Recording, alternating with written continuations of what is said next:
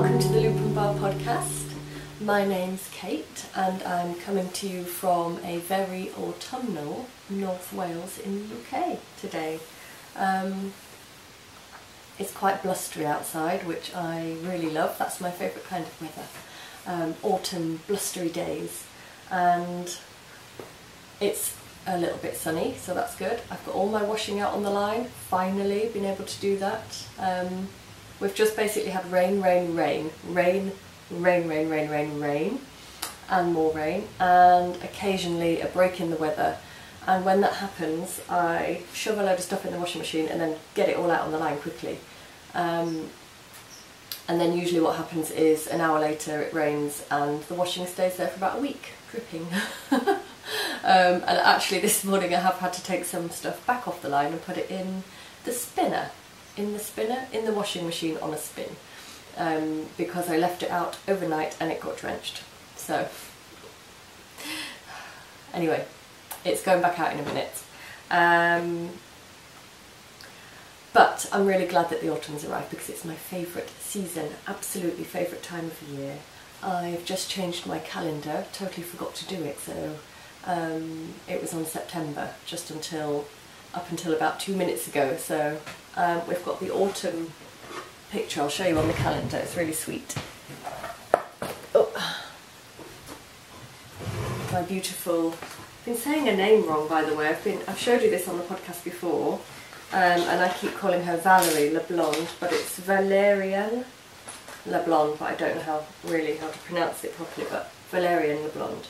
And the picture for autumn or October or Hydref is this picture. Really beautiful. And you'll be seeing a little bit more of that in the podcast. I won't hang that back up, I'll put it there. Make a big noise, I'll put that back up later. You'll be seeing a little bit more of that picture in the podcast a bit further on into the episode. So I'll give you a little bit of an update what we've been up to, because once again it's been quite a while since my last podcast, which I don't know why I bother saying that now because that seems to just be the usual routine. There might be a time in the future where I want to say I'll do a podcast once every week, but not very good at committing to that type of thing. Maybe once every fortnight would be more realistic, but at the moment I'm just doing it as and when, because we've got loads and loads of stuff going on in the background that's not anything to do with knitting or loop and bar, just, you know, life stuff. Won't bring that into the podcast particularly. What I will say is my time has been taken up quite a lot with Charlie because she hasn't been very well. She's not upstairs here with me at the moment. I won't talk about it at length because it makes me feel sad and I'm already feeling like I might cry. But she's okay, sort of. I'm not even going to say the word, I'm going to spell it out. She's O-L-D. No. She's 13 and a half. And her legs have gone a bit wobbly, so she can't come up the stairs anymore. Yeah, so that's making me feel emotional just talking about it now. She's fine, she's had breakfast, we've had a walk, she can walk, she actually runs. When she runs, she nearly falls over, which we've all got used to now. But she's determined to run, so she does. She's just wobbly. So we've had a lovely walk down the lane. We don't go very far, we just go for more walks, more short walks.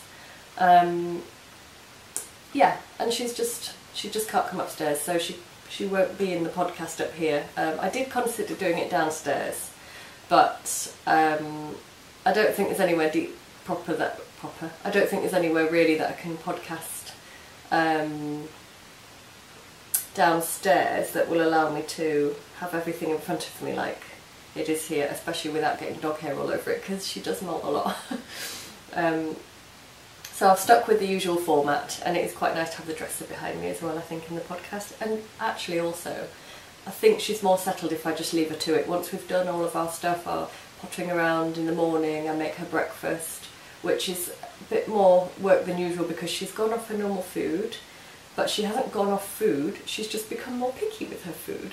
and I've decided that's totally fine. She can have whatever she likes. So currently I am cooking her breakfast every morning. I've just roasted some chicken for her, which will be for her tea for later on. So she's having roast chicken with rice and some of her dog biscuits mixed in, or boiled fish. I'm buying these big bags of lovely portions of cod. They look really delicious actually, but they're all for Charlie. So she might get boiled fish, or she might get roast chicken. She might even get some steak at the weekend. Like I say, she can have what she wants. I'm just happy that she's eating her food. So anyway, she's bumbling along quite happily. The vet said to me, I've been on the phone a lot to the vet. We've been backwards and forwards to the vet, and now I just phone the vet up every so often. And the vet said, to be honest, Kate, she's coping with it a lot better than you are. So, which is true. And as Avion pointed out to me as well, I mean, he's coping with it a lot better than I am. Everyone's coping with it a lot better than I am, because actually she's still okay. She's just wobbly, that's all it is. She's perfectly fine in all other respects, just a bit wobbly. Like he said to me, dogs don't really think ahead as well, so all of the sadness and emotion that I'm experiencing about seeing her growing older, I'm going to say it, and the problems that come with that, which do happen to have come along quite suddenly for us actually. She's not really thinking ahead, she just adapts to it straight away within a couple of days of any new given situation. She just adapts to it. So and I sort of melt into a big mess on the floor. Well, I did do it first, but I'm not now. I'm being more sensible and reasonable about it, and remembering that the last thing she needs is for me to do that. So anyway, she's just finishing off her breakfast because she tends to have it in little stages now. So she's had half of it earlier, and now she's gone back to have the rest of it, and I think she'll probably go and have a little sleep on one of her many beds that I have installed around the house for her downstairs.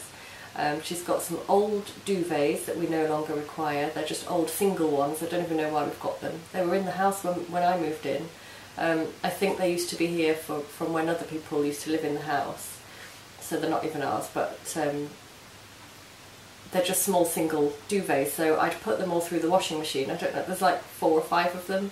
I think there used to be workmen who used to live here at one point when they were building the milking parlour. Anyway, that's off at a massive tangent.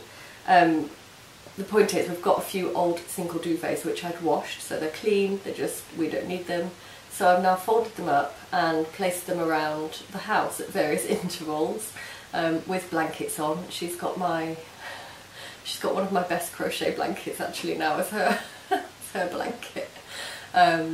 She can get on the sofa, but not every day. It depends on the day. Avion tries to encourage her onto it, and I'm more like, no, just leave her on the bed now, you know. Anyway, so mostly she's on her squishy beds at ground floor level. So she's got plenty of options of where to sleep. A lot of the time she just chooses the hardwood floor, of course, that's what dogs do, isn't it? But she's perfectly happy, and I think she's probably having a little sleep because I can't hear her clicky clacking around. So that's good. So that means if she's settled, I'm settled. And that means I can get on with the podcast. And as you saw in the intro, if you watched the intro, like I say, she's still out and about, she's still up and running. We've been in the woods. She loves going in the woods. It's on a bit of a slope though, so depending on the day really as to how wobbly she is, we'll go in the woods or we might not do. But we have been, and we've been picking a few brambles. There aren't many this year, I have to say. Have you had many brambles where you are, if it's that time of year for you, wherever you are? I went all the way onto the lane, off the farm and out onto the lane where we got loads of brambles last year, and there's nothing there this year, but I don't know if I'm a bit late. I'm sure there's usually brambles at this time of year though still. So either the birds have had them all, or they just didn't grow very well this year, I'm not sure. So I got a handful, a small handful, as you probably would have seen in the intro, and I did intend to make a pie in my beautiful new pie dish, which was also in the intro, but I haven't even yet used it. because I made a crumble instead, a bramble and apple crumble, and I've been having it for breakfast. Because it's fruit and it's oats, so why not have crumble for breakfast? I don't know why I've never thought of it before. It's only just occurred to me that it's okay to have fruit crumble for breakfast. So that's what I've been doing. Not every morning, but that'd be fine if it was every morning. I've got nothing against that, it's just that I don't feel like it every morning. But most mornings I do. Because it's, yeah, like I say, it's healthy, it's fruit, it's oats.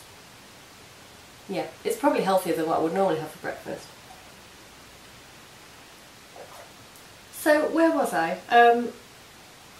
Oh yes, we've had some visitors because it's been, like I say, quite a few weeks since my last podcast. My parents came to see us. They booked a couple of games of golf on 2 different golf courses, and obviously they stayed with us, so we had a lovely time. They went off in the day and did their golf, which was that's their thing, and they really loved it, which was lovely. Avion was working, and one day I was working. Another day I did actually go and walk on the golf course with them, which will never be repeated. Sorry to any golfers out there, but it's just definitely not my thing. And I wasn't allowed to wear my jeans. I had to put some smart trousers on, which felt really weird. I just don't wear smart things really normally, except for smart occasions, but you know. And I had to take my trainers off and put some of my stepmom's spare golf shoes on, so I felt like a golfer, which is, there's nothing wrong with being a golfer. It's just that I'm definitely not a golfer. It's just not me. But I walked around the golf course with them, and the scenery was beautiful. I just kind of wished that I was in the wild hills surrounding the golf course instead of on the tightly mown grass, going backwards and forwards and up and down and around little sand things. But it was nice to see my dad and Babs enjoying themselves, because they are absolutely in their element when they're on the golf course. They loved it. So that was really nice actually, and to share a little bit of what they enjoy was good. And I did joke to my dad that he would then have to come knitting with me, which he laughed at but didn't actually do. So there you go. Anyway, and then a couple of weeks after that, or was it the following week, my stepsister came with her husband and little boy, and they stayed for the weekend, and they really wanted to go up Snowdon, which a lot of you will probably already know this, but in case you don't, it's the highest mountain in Wales, and I believe it's the 3rd highest mountain in Britain, or it could be the 2nd highest, I'm not sure. There's Ben Nevis, which is the highest. Is Scafell Pike the other one? I've been at all of them. I think it's Scafell Pike in the Lake District, and Snowdon. So I'm not sure if Snowdon's number 1, number 2 or number 3. Anyway, whatever. It's one of the highest in Britain. It's definitely the highest in Wales. It's a very busy mountain. There's a cafe at the top of it, would you believe? And that cafe is absolutely rammed full of people. At the top of a mountain, you have to queue for a good 20 minutes to get a cup of tea. And you can't sit down anywhere. Well, some people could, obviously, but I couldn't. Didn't find anywhere to sit because it was so full. People were sitting on the floor. It's just absolutely bonkers. If you've ever been up Snowdon and been to the cafe, you'll know what I'm talking about. I finished all my tea now, finished it all before I really started the podcast. Anyway, but going up Snowdon was a massive achievement, because it was the first mountain that Esther, that's my stepsister, and Craig, her husband, had ever been up, and their little boy Edward, he'd never been up a mountain, and he's only 9, and he got all the way up it. And I think it's like 9 miles or something ridiculous, there and back probably. I don't know, it's a really long way, it's up a mountain. And he made it, we all made it, we're really proud, and we're really proud of them. And then the following day, well, we came back home and we had stew. I'd made some stew, and we're also grateful that we had this lovely pot of great big beef stew to eat when we got home, which was lovely. And then the following day, before they left to go home, we took them to a local lake because Edward, that was the little boy, was determined to go swimming as well while he was on his Wales. It was his first time in Wales as well, so I'm really pleased we gave him a really good time. We took him to a local lake and he had all his swimming gear on, no wetsuit. This is only about 3 weeks ago. We made sure that we took loads of, well, obviously we had a couple of towels, we had loads of dry layers, a hat, his coat. I had a great big wool blanket.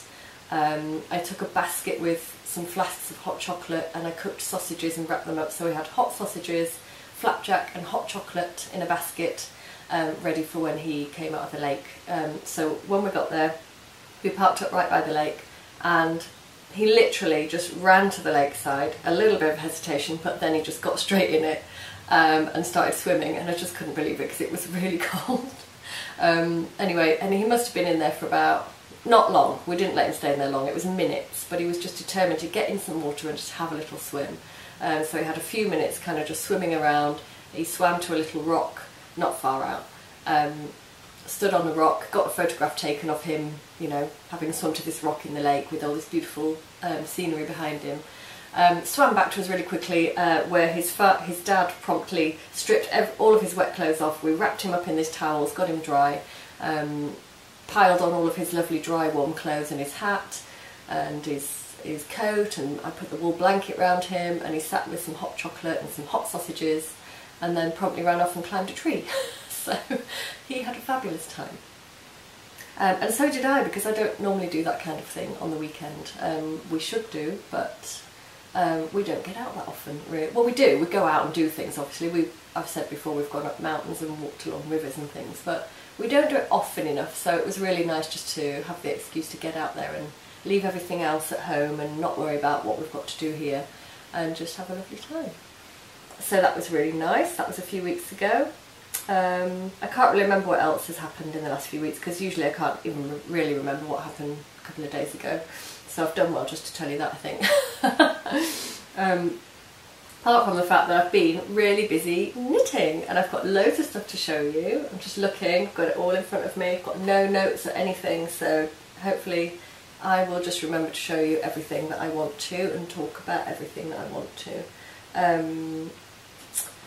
And I think the first thing I'm going to tell you about is the Grace cardigan, because I finished it, finally. I haven't got it on. I was going to wear it for the podcast, but it's a bit chilly today. And even though I've knit this in alpaca, it's still quite a lightweight cardigan. I didn't quite feel warm enough, so I've got my jumper on. Not hand knit, totally not even new, second hand. It's a hand me down, it's a bit bobbly actually. I need to get my wool comb. Avion's sister was having a wardrobe clear out and she gave this to me, and it's by a company called Manta Ray, and I love their clothes. So I was really lucky that she gave me this, and I've worn it every day. Usually with my featherweight, what is that called? The featherweight over it is over there. I usually have my featherweight over it, clipped here with a pin. But we're not talking about that, we're talking about the Grace. Here it is. That's the buttons clanking on the table. Ta-da! My Grace cardigan. I am actually going to put this on for you. I'll just give you a close-up of the buttons, because I really love the buttons. Hopefully I can do this. So I'm hoping that that showed you the buttons. I'm completely out of practice podcasting at the moment. So I'll just take that off a minute and put on my Grace cardigan to show you. Probably doesn't really go with this stripy top, but doesn't matter, does it? Just showing you the cardigan, how it fits and what it looks like finished. So you'll have to excuse me if this looks a bit sort of dishevelled, so I can't see what I'm doing. I've got a mirror next to me, so that's actually helping a little bit. Okay, so here's the Grace cardigan. Now, I can't remember now if I stand up if you're going to see all of me. So I think I might I'll try it and see. I'll just move the stool out of the way, just so that you can see how long it is. I'm pretty sure you can see all of me in the shot. I've added pockets. That's not in the pattern, but I've just put them on. I had quite a lot of extra yarn. In fact, I've got about 3 skeins left. But it's probably weird that I'm talking and don't think you can see my head. I'm pretty sure you can't, but sorry about that. I love to wear my sleeves just folded up a bit, like this. Probably could have knit it an inch longer, but I actually really like, whoops, nearly fell over. I actually really like the length of it. Excuse me while I just pull up my jeans.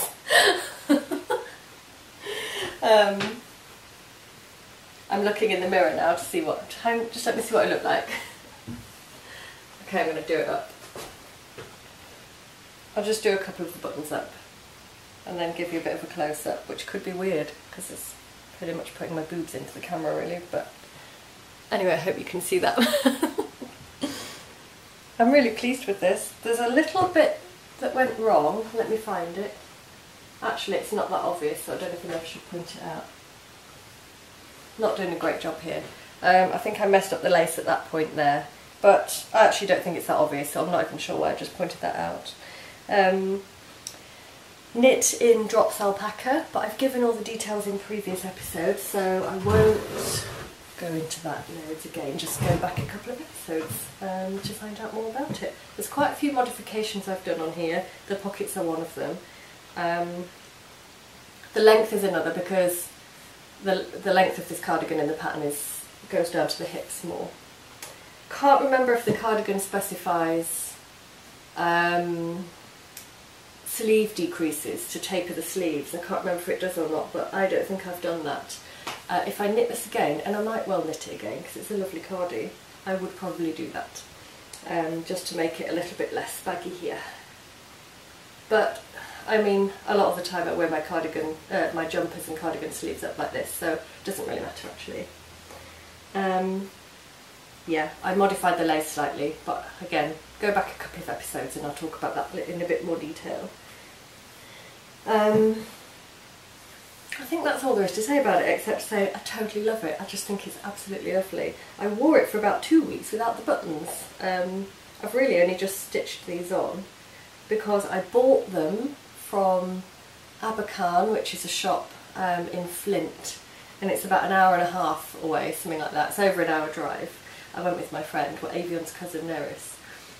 Bought these lovely buttons in this size and in a smaller size, which I don't think I showed you on the podcast. Can't remember. Lost them. No idea where they've gone. They were in a little plastic bag and they have disappeared off the face of the earth completely. I still haven't found those original buttons. I'm really hoping they show up at some point because they're lovely and I would definitely use them again on another garment. Quite heavy. So then, because the shop was so far and I couldn't find any of these buttons anywhere closer, I went online and used their website and ordered some more and paid the postage. Couldn't get the smaller size, so I just got the large size. And they came in the post and I put them in my basket, where I've been keeping my Grace Cardigan project. And then I lost them again. I actually couldn't believe it. I lost the second set of buttons. I literally couldn't believe it, and I was thinking maybe this wasn't meant to be, perhaps I should just buy different buttons for it. But about a week later they did turn up in the bottom of the basket. Sometimes I look for things and they're there, but they're not there, but they have been there all the time. It's happened quite often.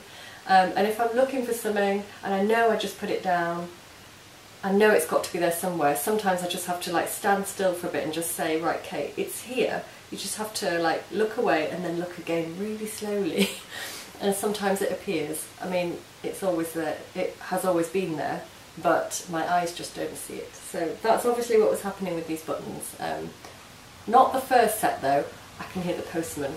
Oh my gosh, I'm really excited because I think he might bring me my brushwork yarn today. So if he does, in fact what I'm going to do is in a minute I'm going to go downstairs and see what he brings. I'm so excited. I'm waiting for some more fabric as well.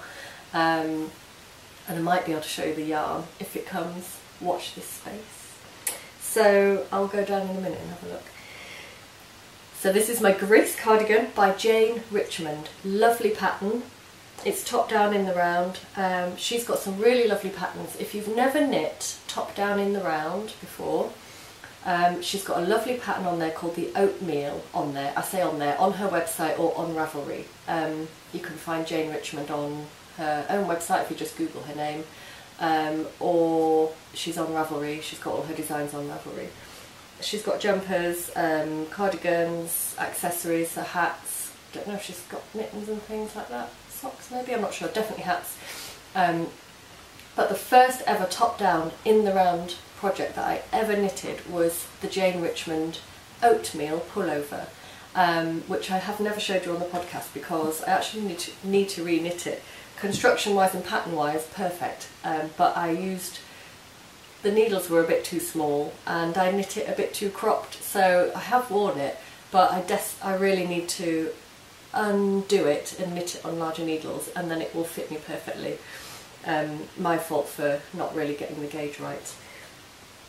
So at some point in the future I'll probably show you that, because I'll re-knit it and then show you it again. Anyway, that's gone off at a tangent again. Not very focused lately. Now my phone's ringing. Doesn't matter. I spoke to my stepmum this morning, so it's definitely not her. Okay, so lovely Grace Cardigan by Jane Richmond. Love it, love it, love it. Quite tempted to keep it on actually while I show you the rest of the stuff. Let's go and see what the postman brought. I'll be back in a minute.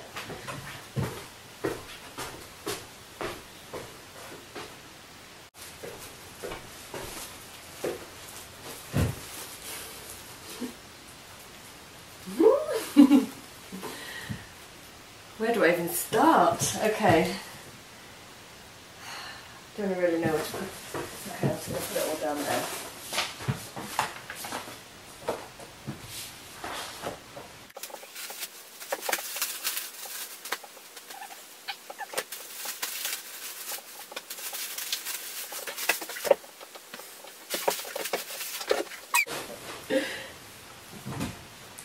Okay, it was the blacker yarn and a lot of other stuff as well. I've ordered some fabric. It's all about red and cream at the moment. There's quite a big red and cream theme going on my desk. I've got loads of fabric to show you actually. But some other stuff came in the post as well. I'm just going to show you what came in the post. First of all though, before I show you the blacker yarn, because I haven't even looked at it myself yet, I'm going to unveil it on the podcast. This has come and it's really sweet. It was our niece's birthday. She's called Sia and she turned 9 on Tuesday, and she lives it's about 40 minutes for us to drive. And because her birthday's in the week, we haven't had a chance to go and see her. Normally I send her a present to her so that she's got it on the day and her card. But everything's been a bit, we haven't really been on the ball with things like that lately. I've got her card and I ordered, or should I say we did, me and Avion together, ordered her present online because we're quite far away from shops where you can go and have lots of lovely selection, you know, of different things, like a bit more individual or unusual presents, which I quite like to look for. So I do get things like that online, but it took a few days to come, and it's arrived this morning and it's so gorgeous. I'm really jealous and I want one for myself. And I think she's really going to love it because she really enjoys doing craft. I always get her something crafty, and it's so sweet because she usually waits until she comes to our house or till we go to visit them, and then we do that, whatever it is I've got her or we've got her, we do it together, which is really sweet. So I hope maybe she'll do that with this and I'll get to do it with her. It's this deco patch kit. I just thought I'd show you because it's a lovely idea for a gift for, yeah, she's 9. I think she'd be easily able to do this. Easily. Could get this for someone younger as well, I'm sure. Hopefully you're seeing a good image of that on the camera. It's a horse, and you get the papers with it, and the brush and the glue, yeah, as far as I can see. I don't know if you get any glaze, but I've got some glaze, so she can borrow mine just to glaze over it with. So it's a really sweet little craft project for her to do. And I know that last year, and actually she's done the same this year, last year for her birthday she specially asked for one of those Build-A-Bear bears from her parents, from her mum and dad, and they took her to choose her own, and she chose a horse one. So that's why I thought she might really like this little horse decoupage kit, or decopatch as it's called. And this year she wanted another Build-A-Bear, so she's gone to get another one Oh, she went on her birthday, so don't know what she chose this year, but hopefully she'll really enjoy that. So I'll pop that in the post to her later on today, and she'll get her a nice crafty birthday present. And fingers crossed she waits for me and we can do it together. The blacker yarn has arrived. Okay, so in my last podcast episode, I'm pretty sure I said that I was going to order some blacker yarn, a sweater quantity. I was hoping to do a test knit with it. I might be getting my information mixed up because I might have told you something different. But then couldn't get it in time because it wasn't released in time. Excuse me. So I've done the test knit in a different yarn. That's going to be next. But still decided to order a sweater quantity of black yarn. Couldn't resist it. To do a different jumper with. I haven't fully decided yet on the pattern, but I think I want it to be something with a big cable down the front. There's a bit of a cable theme going on as well, actually, on my desk at the moment, talking about that. So here's the leaflet, the lovely blacker yarn leaflet. Oh gosh, and I've got it's got some samite in there as well. I've got some shade cards for some of these beautiful yarns. So this is not the first time I'm going to be ordering. This won't be my first or last order from... no, it is my first order. Of course it is. It's allowed to be my first order because that's what it is. The first time I've ever ordered from blacker yarn. It won't be my last time ordering from them, is what I'm trying to say. And here's... Sorry about the crinkling. Well, sorry but not sorry, because... Ta-da! I haven't opened it yet, I'm about to open it now, so I might just put some music over the crinkly bits because I don't like crinkling on podcasts. They've sent me a free pattern, actually very inspiring in both ways because the jumper looks really lovely, I'll show you that. It's called the Beaumont jumper, and Beaumont is part of what's in the fibre. Did I say that properly? Beaumont Castle, I think it's the Castle Beaumont. Oh no, I can't remember the details now. Anyway, I know that Beaumont, the word Beaumont comes from one of the sheep breeds that's in the brushwork yarn. There you go, that's all I had to say. So I've received this lovely pattern, which I didn't order, I think it's just come free as a gift. So that looks lovely. Whoops. Nice cabled, lovely beautiful cabled pattern jumper, and I think I can see myself knitting this. Maybe not with this yarn, but maybe with this yarn, I don't know. Because I do want some cables with this yarn, because I know that it looks so beautiful. And actually though, the skirt, although that's nothing to do with the knitting, totally my thing. Sort of a brown wool tweed pleated skirt. Totally love it. Made one once actually, might show you that in the future on the podcast. Yes, and maybe I'll show you that next time on the podcast. I could even wear it with whatever I knit with this. Okay, getting excited about that now. Right, so that's, I'll look through that, ooh, sorry about the noise. I'll look through that pattern later. Now to unveil the beautiful yarn. I love the way that it's wrapped in this wool. Some sort of beautiful rustic wool. Must be one of their other types of wool. I've just not much room on the desk here, I've got tons of stuff. Okay, I'm going to stop talking and open the package and maybe put some music over it, or maybe just cut this out.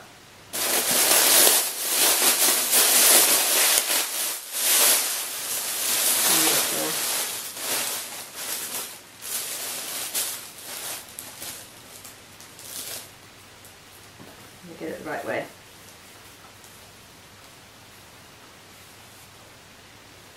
Are you ready? Oh, just some of it. I've got 1, 2, 3. I've got 6 balls, so hopefully this is going to be enough for a project. Behold the brushwork. I should have got rid of the crinkly paper. Here it is, the beautiful brushwork. It's the 12th birthday limited edition yarn by Blacker Yarns. And I've got it in the colourway. It would have been good if I could have remembered that, and it'll probably say it on the label. I think it's Smudge. Yes, I've got it in the colourway Smudge, so I'm hoping you're getting a really nice close-up of the colourway here. It kind of reminded me of the Brambles plums, figs, those beautiful deep purples that you get this time of year, some of the fruit that we're picking, the elderberries. So I thought this was a really beautiful autumnal colour, and I haven't got anything really in purple, in dark sort of deep purple, and it does kind of suit me, the colour, especially a sort of darker purple like this. So I can't wait to knit with this. It is really soft, but it's rustic and it's lofty and it's light and airy. This jumper, when I knit it, is not going to weigh very much. I know this already. I'm so excited about that. So I've now got a table full of brushwork yarn. It's making me so excited. Just going to put this on the floor, get rid of that. Okay, that's gone. Can't wait to work with that. So, but I have to hold off a little bit because there is a new project that I'm about to cast on as soon as I finish the test knit, which I'll show you now. I'll show you that first, because if I start talking about the other one, that's going to get confusing. Let me just chuck my jumper out the way. Oh, and there was some more stuff that came in the post, but I'll show you that in a minute because it goes into sort of showing your fabric, so we'll get to that in a little bit later. So, the other thing I've been working on, and I think I mentioned this in my last podcast, you haven't seen any of this unless you've seen any of my Instagram posts over the last month or so. I think I've posted, I think I have, anyway. I've popped one picture in the Ravelry group. In the test knit though, you won't have even seen it. Yeah, I've not been very good at doing that sort of social media thing actually. Anyway, I've been doing a test knit for the lovely Julia, who I know I mentioned actually last time on the podcast. I am going to try and insert a picture of the jumper here, because I think as yet that's the only picture available, and I don't think the pattern's named as yet. The sort of flexible, there was a flexible deadline kind of thing, target date given for the test knit to be finished, which was the 8th of October, and it is, I think, the 6th today? 5th. It's the 5th of October today, so I would say confidently that I'm going to definitely get this done, because all I've got left to knit is is the cuff actually, and the neckline, so this is definitely doable. Oh, sorry! This is definitely doable for me. So here is the jumper. Can't believe I'm showing you like a whole jumper for the first time, because I haven't shared any of this. This is how long it is since I podcast, but I love it. I was going to put it on, but I think I'll wait till I've finished and then possibly wear it in the next podcast episode, because it's going to be chillier by then as well, so I'll need something really lovely and warm and cosy to wear next time I'm podcasting. So here it is. I'll just put it against my body so that you can see roughly what it's going to look like. Let me just check. Oh, yeah, in the mirror. Oh, I love it. I love it, I love it, I love it. This cable is so beautiful. I just kind of fondled my own boobs then. I'm not sure why I did that. Why do I do that? Nearly every podcast episode. Not in every podcast episode, but anyway. So here it is. I'll stand up. I've knit it. I was kind of going to knit the cropped version, then I realised I didn't want a cropped version because then my tummy would be cold. So, but I haven't gone for the long version, I've gone for somewhere in between. But the pattern's brilliant because it states to just knit the length that you want. You can just stop whenever you want and put the ribbing on. So that's a really good thing. I don't think I've shown you this yarn. I might have shown you it, but I will show you it again just in case I didn't. It's a 1x1 rib. I won't give too much away actually, because obviously it's going to be a pattern that's going to be released. Top down in the round, and this time the sleeves are tapered, which I quite like. And I've got a lovely little, I'll show you this in a minute, Progress Keeper by the lovely Sarah. Can you see my face? I don't know. You can now. So I've only got a little bit of the rib left. I've taken the needles off here because I always show you things and then end up clanging the needles on the table and it's really loud, so I took them off. Oh! Bad idea, losing stitches. Wait a minute. Oh my gosh, I knew that was going to happen. I'm just going to put it back on again. Oh, I knew that was going to happen. Anyway, it doesn't matter, it's fine. Just bear with me. I'll just rescue my stitches. Nothing has been lost, don't panic. Nobody panic. Okay, so there's the ribbing that I'm up to.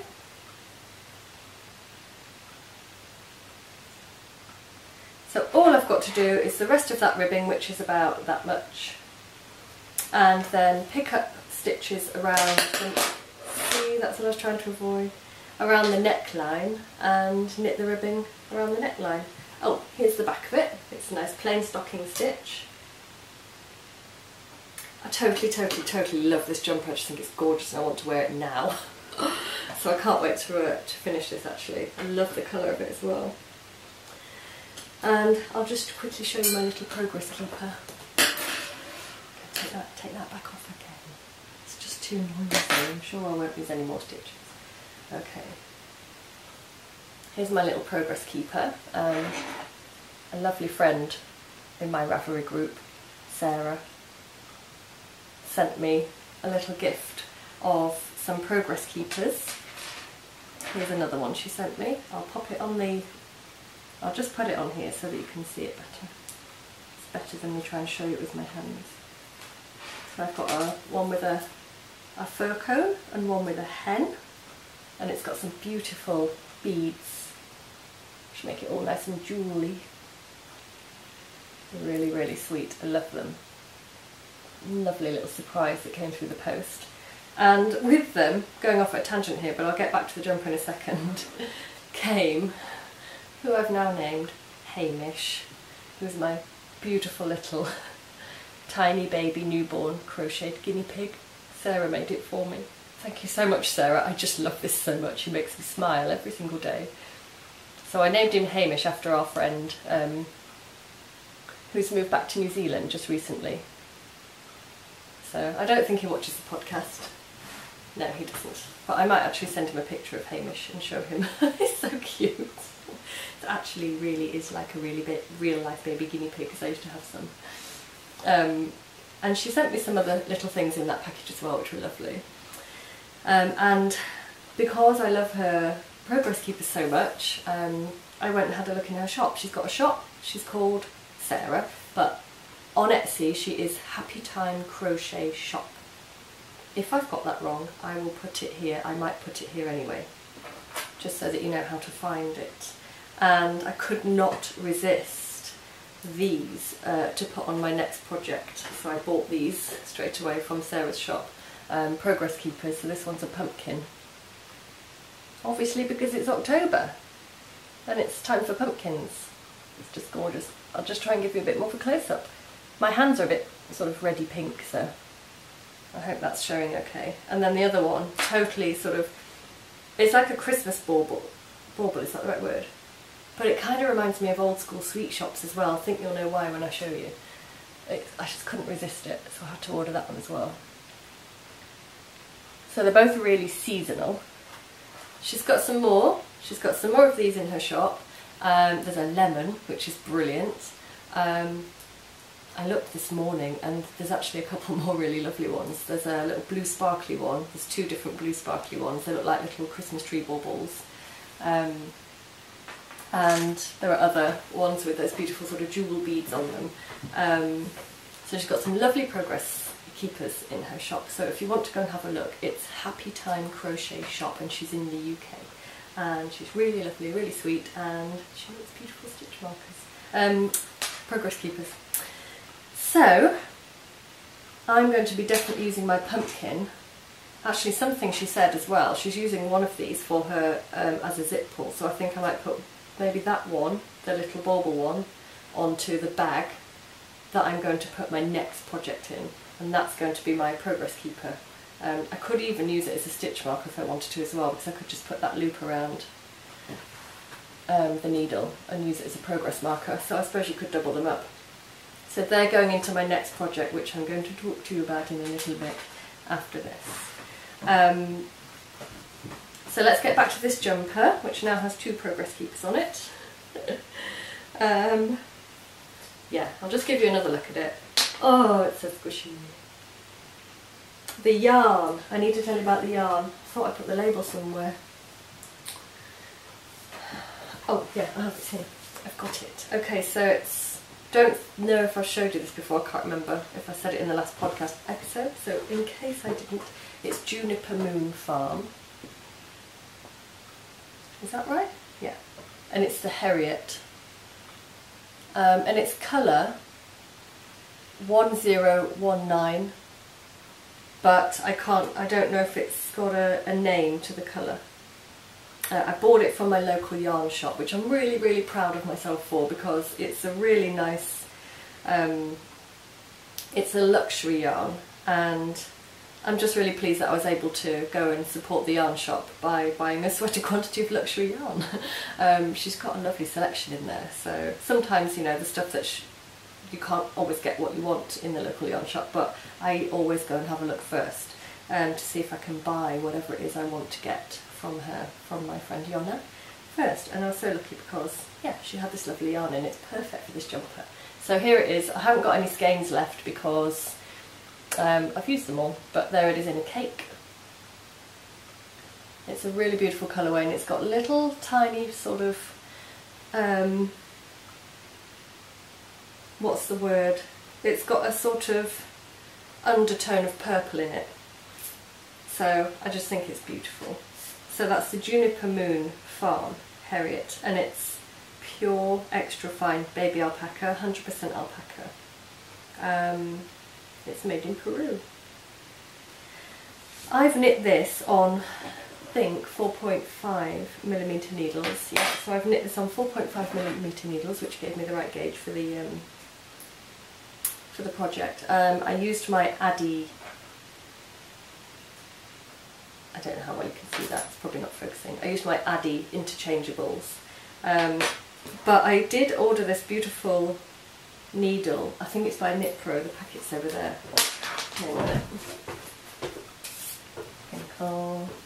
Knit Pro Royale. That's the packet. I ordered this needle so that I could do the sleeves just in circular, but it was too long in the end. I just misjudged how long I would need it. I needed it a couple of inches shorter really to comfortably do the sleeve in, so I've had to just do the sleeves on Magic Loop. But I'm looking forward to using these for some other project, probably a hat or something. They're a 4.5, and I've never tried them before, so I just thought it's quite nice just to add to my needle tool collection. So that's a little bit of sort of acquisitions there. Nice new needle. Unfortunately couldn't use it for what I bought it for, but I will definitely use that. So next time I podcast I might wear that and show you the finished thing. It needs obviously blocking, and the cable panel is going to probably sort of widen out and relax and become a bit wider once it's blocked as well, so can't wait to show you that. And the design, did I say, is by Julia, who is Julia VR Knits on Ravelry and on Instagram. And like I said, the deadline for the test knit was flexible but was for the 8th of October, so I'm not sure when the pattern's anticipated to be released, but I will keep you up to date on that as well, as I'm sure will Julia if you follow her on Ravelry, or I don't know if you can follow people on Ravelry, on Instagram.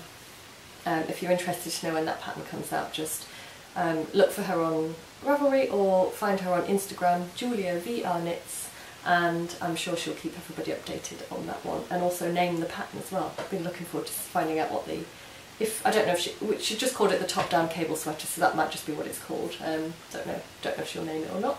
We'll see. Can't wait to get it finished.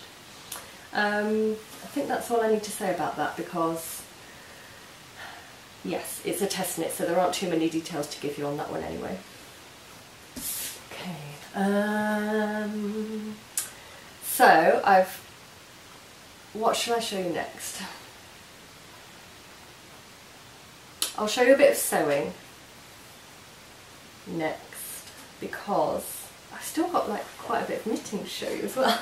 I've got 3 other knitting things to show you. They're all, one's finished, two of them are works in progress. And there's the other cast on to tell you about, but I've already told you about that, so I'll only mention it briefly. But, okay, I'm going to tell you about this. So I showed you the picture in my calendar earlier, which is the picture for Hydref, or October. I should say mis Hydref, because in Welsh, if you're saying what day it is, or what month it is, you would say the word for day or month beforehand. So today is, in English it's Thursday, but in Welsh it's dydd Iau, and dydd is the word for day. One of the words for day. So you wouldn't just say it's Iau, you'd say it's dydd Iau. You wouldn't say it's dydd Iau, because it's isn't Welsh. Mine dydd Iau heddiw, I think. I've just made that up. Anyway, so it's not Hydref, it's mis Hydref, which means the month of October. And here's the lovely picture, just showing you it again, because now I'm totally aware, before I get loads of messages and comments about this, about copyright here. What I'm about to show you is not anything that I'm planning on reproducing, obviously, for the shop. Nothing, not going to be for sale. It's purely a personal project in the name of, what's the word? Research and experimentation of materials, which I will talk about a little bit further down the line as we talk about this a bit more. So I've managed to incorporate that beautiful image, courtesy of Valerian LeBlond, who I didn't ask if it was okay to do. I hope it is, but it's only for me. It's not going anywhere out of this room. Into a bag, project bag. Don't please anyone tell me off on copyright. I know I can't do anything else with this except for keep it in here. That's all it's going to be done with it. That's all that's going to be done with it. Anyway, here's the bag. Behold, it's probably my favourite project bag that I've ever made. Well, it's up there because, you know, I'm just now thinking, I really like those little embroidery Christmas ones I made last year. I like all the bags I make, obviously, otherwise I wouldn't sell them, but oh God, I'm rambling. But just look at it, it's a thing of beauty. And what makes it beautiful, obviously, is the picture on the front and this gorgeous fabric, which if Vibeke is watching, she will recognise, because this fabric was sent to me quite a while ago now by the lovely Vibeke. And I've been holding on to it for something really special, and I've really nailed it, I think, in terms of choice of project for it. I've used it to line the bag as well. So that's a tilde fabric on the outside. Okay, so how did I get the image from the calendar onto the bag, you might be asking? And is it okay that I did that? I'm sure it's fine. I'm sure it's fine. Only for me. Okay, so I used this stuff, photo fabric. I've taken it out of the crinkly wrapper so I don't get any crinkles or I'm just going to check if it's recording. I know if it's every time. It's not going to beep. Yeah, okay, good. Yes, excellent. I don't know if it beeps at me. I can't rely on it to beep. So anyway, right, photo fabric. Found it online. It's not the cheapest thing to buy, but I totally think it's well worth it. I think a lot of quilters use it, as you can see from the picture on the front here.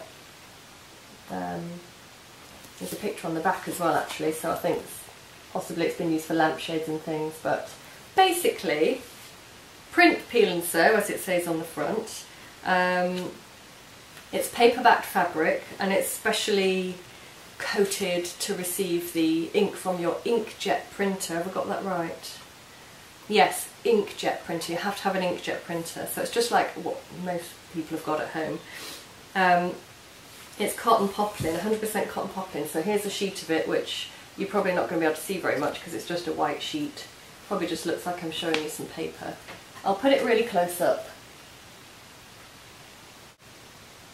I have no idea what you have just seen, but it's some cotton on with some paper backing on it, and you basically put it into your printer and print out the image that you want onto it. And because I've got a photocopier on my printer, I simply put the calendar face down onto the photocopier and photocopied the picture purely to see how the colours worked. I wanted to use something that had a really lovely depth of tone and colour and detail, and I just looked around my craft room basically to see what I could use that might look nice on the front of a bag, and the calendar was the obvious choice, so I took a photocopy of it.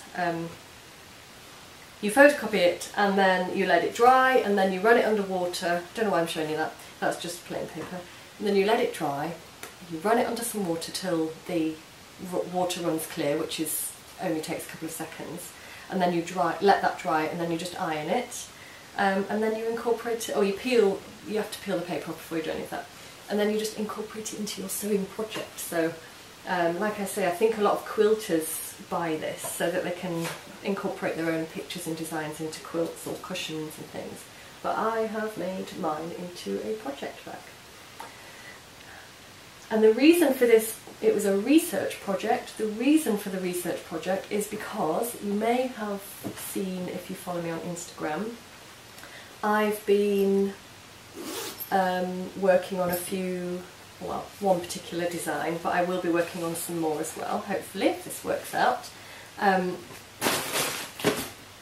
Just put that out of the way. I've been working on my own little designs, so that illustration designs. So I've been basically working downstairs at a desk with Charlie. I've moved my painting downstairs with my box of paints and a pad of cartridge paper and lots of masking tape, so that I've had to kind of redraw and repaint and redraw and repaint and rework the image a lot till I get something I'm happy with, and I'm still in the process of doing that. But here's a rough idea of what I'm working on, and this image is, the idea for this image is to be incorporated onto a project bag just like I have done with this one. So like I say, obviously this or anything like this is not going to be for sale because this is not my image. This is a photocopied image from Valerian Niblon calendar. But this is my image, and here's a couple of rough sketches first of all. You've probably seen them if you've been on the internet, on Instagram, but here's one little very rough play around. I don't know how close to put this to the camera, so if I do that. So what I've done is I've put a fox in there because I love foxes. I just love them, I think they're beautiful. I wanted to incorporate a fox. I've got another little design with another fox in a different position as well that I'm hoping to use. And then I thought I might like to put a bit of writing in. Don't take too much notice of the quality of this image that I'm going to show you, because it went wonky on the photocopier and the writing's not correct. There's spelling mistakes and it's not the writing that I've ended up putting on, but basically I've just been trying out just made photocopies of my painting basically to see how the inks came out. But that is the arrangement of the final image. So it's going to have, it won't have the writing knit in it, but I think I might incorporate that into a different design at some point. Because I'm hoping this is going to work and that I can produce my own bags with my own illustrations on. That's what I'm coming to. That's what I'm sort of building up to. So I've had a go with, again, this is really rough. It's got bits all over that shouldn't be on it, but this was just to see how the colours translated out onto the fabric. So this is actually a fabric version. The top's been cut off, the sides are all weird, the writing's wrong, but I'm working on the final version. But just to show you what it's going to look like on the fabric, colour-wise, yeah. There's my beautiful little fox. And I'm sort of envisioning, can I say that? Yes. Roughly, I'll do a mock-up. Not really going to work very well, but I'm sort of envisioning this kind of thing. What does that look like? Yeah, that doesn't look brill, but it will look really lovely.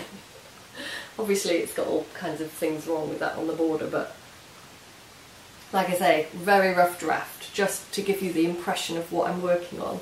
But I'll be pairing it up with some beautiful fabric and incorporating that, hopefully. Just trying that with a red fabric, that looks really nice.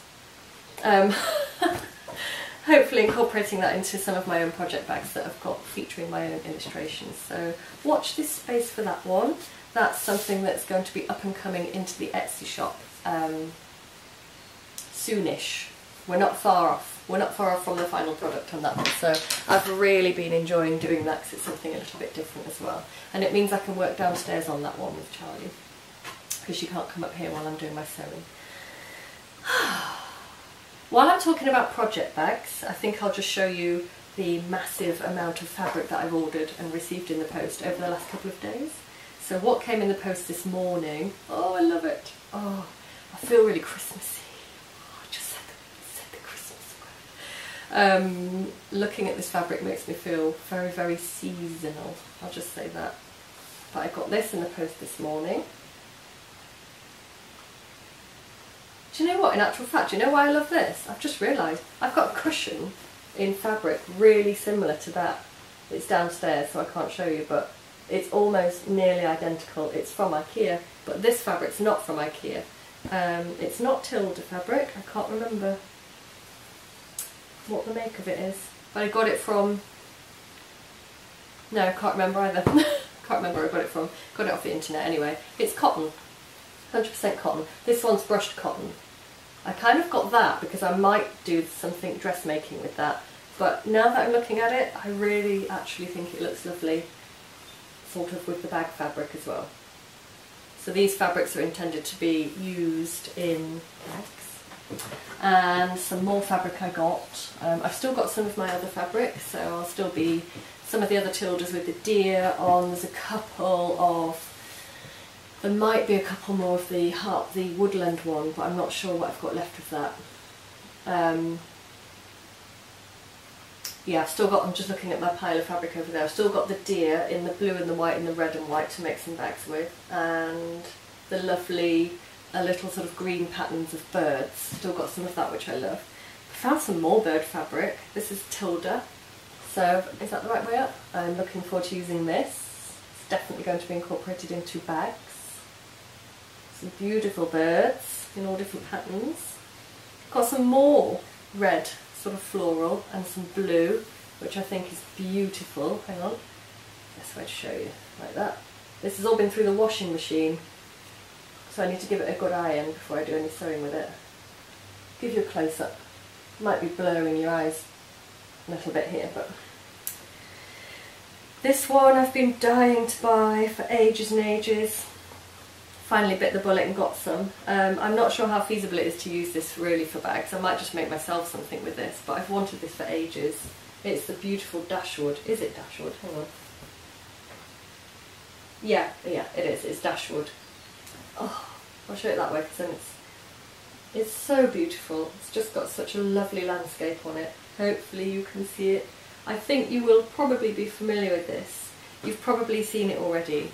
Because I do know that some of the other project bag makers out there have made some lovely bags using this fabric, so I've been wanting to use that for a really long time, since I saw it on the Dashwood Studios website. And some complementary fabrics for that, actually I'll show you them all together because you can see how they work then, are again from Dashwood Studios. Some beautiful, I think really autumnal colours, especially this mustardy one. I love mustard at the moment. So I'm really looking forward to using that. It really just makes me feel excited just looking at it. I've been waiting for some calico to arrive and canvas, because I like to use that inside as the interlining. So I won't be able to be doing any sewing for a couple of days because I'll need to wash and dry all of that. And then I've got this quite vibrant actually, a little bit of a departure from my usual colourways. Sort of reminds me of Bonfire Night, even though it's got nothing to do with Bonfire Night, but just because it's sort of mid to dark blues with bright pops of colour, and it's peacocks. I love peacocks as well, so beautiful.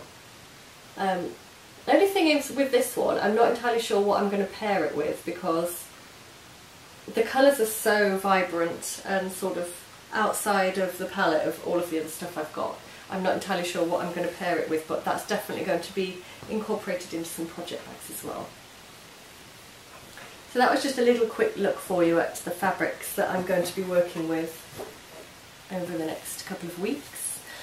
While we're talking about bags, I've got a few bags ready to go into the Etsy shop. I'll just show you them. They're really small, so I've been doing this new sort of small size They're interlined, so they've got a bit of sturdiness to them. They're not to go through the washing machine. I'm just going to say this now actually, I've started pre-shrinking my fabric now. All the stuff that I've bought in this last week I have and I'm going to be pre-shrinking before using and sewing. But in the past I haven't done that. I kind of made the decision not to, but then sort of I've decided that I'm going to do that from now on. I think I thought it was going to be too difficult to do it, so I couldn't quite work out in my head how to coordinate that, but you basically just put it in the washing machine as soon as you get it through the post. I don't know why I thought that was so hard. So a bit of a disclaimer really, I'm going to be putting these in the shop, and I do put these little care cards in. I'll show you it. Alongside my loop and bar card. It's really simple, it's just that. And then it just says a little bit of stuff on the back with me, I signed it to say thank you for buying. But inside every bag, and I'll continue to put these in anyway because I think it's still going to apply, but it definitely applies to these that I'm going to list in the shop that I'm going to show you now, and anything that you might have bought before then. I always put this little care card in, and it basically says just to hand wash, or just really just spot clean if you need to. If you get a little mark on your bag, just spot clean it if you need to, just gently. And I do it with a little bit of, I just dampen it if I need to, put a little bit of mild soap or detergent, and then just use a really soft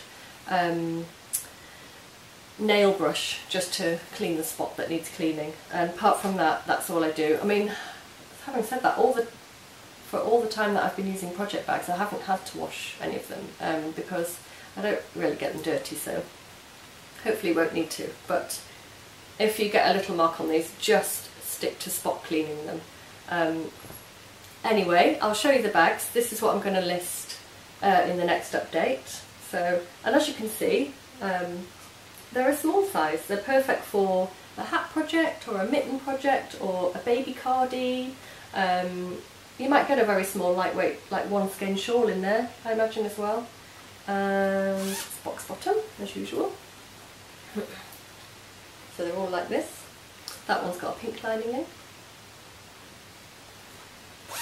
I won't show you the inside of all of them because if you're interested you can pop along to the Etsy shop once I've listed them and have a look. But basically here they are. So there's the woodland ones. So like I say, they've got a canvas interlining, but it's not pre-shrunk, so just please do only spot clean these if you get one of these. They've all got the little lavender bag inside. So they're all made of Tilda fabrics, and I believe they're all lined in Tilda as well. Yeah. Yeah, they've all got a Tilda lining as well. They're 100% Tilda lining except for obviously the interlining, which is just canvas. Oh, so I'll be popping those in the shop. I'm not sure when. Keep an eye on Instagram if you're interested. On my Instagram feed I will give you some pre-warning. I might do a shop update at the weekend with those ones. Let's say that I will. Let's say I'm going to put them in the shop. What's the date today? I've already said it once. It's the 5th today. Right, I'm going to list those that I've just shown you on Saturday. Do I need to write this on my calendar? I'll write it down later. On Saturday, the 7th of October, at, I'm going to say 8 o'clock in the evening. I've just pulled that number out of the air, so I think that might cover a lot of time zones. I hope. I don't know because I didn't actually look into that before saying it. So Saturday, 7th of October, 8 o'clock, I will list these little bags. I don't think there'll be anything else in there because I don't think I'll have time to make anything else before Saturday. But they'll go in on Saturday, and then I think probably that following week I shall be working on bags using the other fabrics that I've shown you.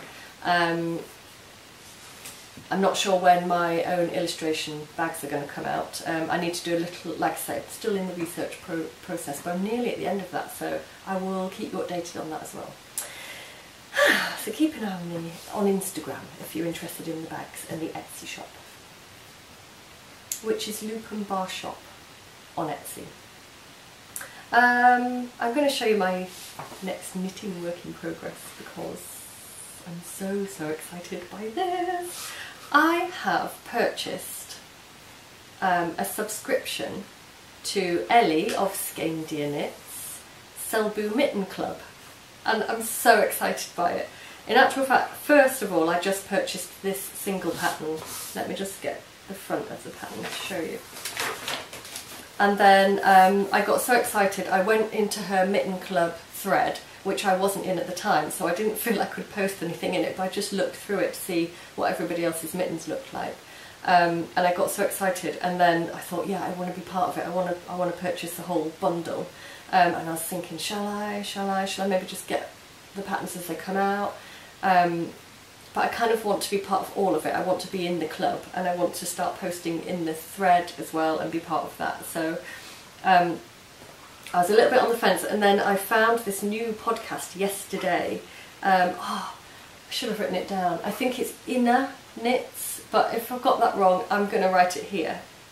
She's a Norwegian lady, and she's got 4 episodes out at the moment, and I watched number 4, so I'm going to go back and watch the other 3. And I wasn't expecting it, but the first thing that she showed as one of her finished objects was a pair of mittens. It wasn't the Selbu though, it was, I can't say it, Mabonden? They say it in a slightly way that you can't hear all the letters in the word, but anyway, the Mabonden mittens. See, it's really hard to say.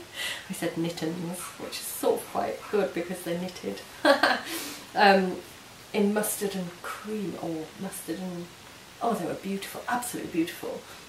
And I paused the podcast and I went straight over to Ravelry and said, yes please, I'll purchase the club. So that sort of tipped me over the edge. It tipped the scales for me, and I purchased the whole subscription. So how it works is you buy the bundle. It's like an ebook, but you get the patterns released at the beginning of each month, and I think there's, I should have written it down. I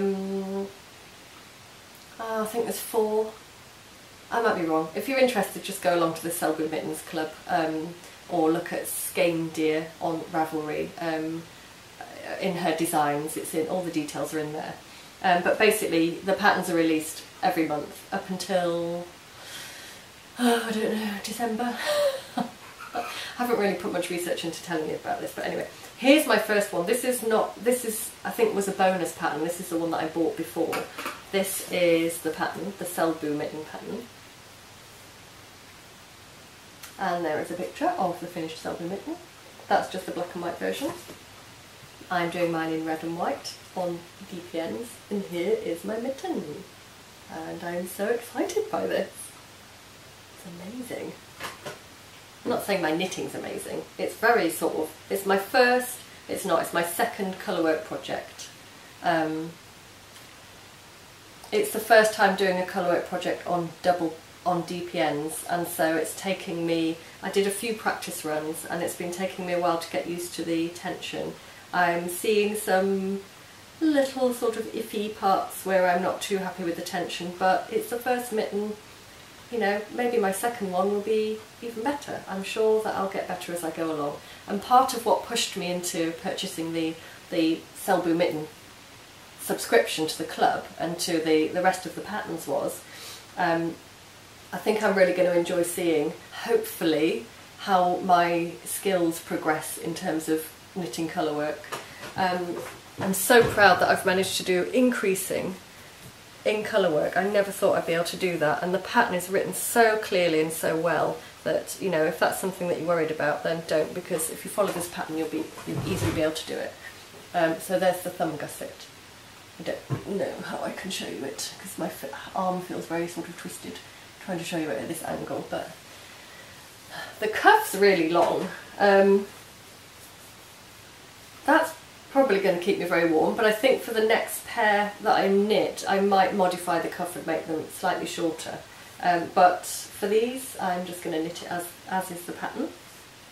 It's not a bad thing that the cuff's long, that's fine. It'll just keep my wrists really, really warm. I totally love, there's so much I love about this. I love this strip coming down here of little, they look like hearts or little birds flying. Just single stitches, so beautiful. Totally love the thumb gusset. I'm so happy with that. Sort of reminds me sort of circusy as well because of the stripes on it, I think, and the shape and the pattern. So obviously I've got to pick up some stitches and knit the thumb, which will be a colour work pattern as well. Yeah, I'm loving it. So I'm starting to see the top of the star motif coming out on the mitten now. I'm nearly at the decreases, so very soon it's going to start taking that sort of triangular shape that's very iconic, I suppose, of these Norwegian mittens. Are they Norwegian mittens? Yes, they are. I love it. I just love this project so much. It's my breakfast table knitting because I basically need the chart with a ruler and the cream yarn on one side, I'll show you the yarn in a second, the red yarn on the other side, and my pencil so I can mark off each line. And I need to just sit in the same position at the desk and concentrate on the colour work as I knit it. So basically I go down in the morning while I'm cooking Charlie's breakfast and having my cup of decaf coffee, because I'm trying not to drink too much caffeine, I knit a few rows of this. So it might take a little while, but I'm doing a little bit every day, which is good. That's how you practice things. And I think for the second mitten, which will be for the other hand obviously, why did I say that? I'm going to reverse the colours because Ellie did that in one of her other patterns, which was one of the things that I loved so much about it. It was her pumpkin spice mittens. They're not part of this pattern club. Possibly I might purchase that pattern as well at some point. But I love the fact that she knit one mitten with the background in the cream and the motif and the pattern work in the orange, or the sort of pumpkin colour, and then she reversed those colours for the second one. So I thought that looked amazing. So I think I'm going to do that for this second mitten because I think it's quirky and I love it. So here's the yarn. Oops, hoping you can see it. A bit sniffy today and a bit sort of, keep getting bits of yarn all over and it's tickling me. So it's Jameson's, where are the labels so that I can show you that properly. Ah, is that it? I've left it downstairs. Left the label downstairs. Talking off camera, hang on a minute, let me see if I can find it.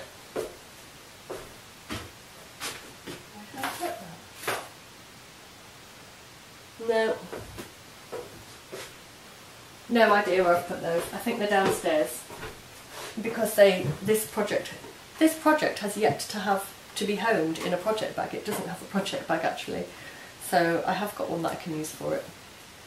I'm going to show you a totally different colour, but it is this yarn. It's Jameson's Shetland Spindrift.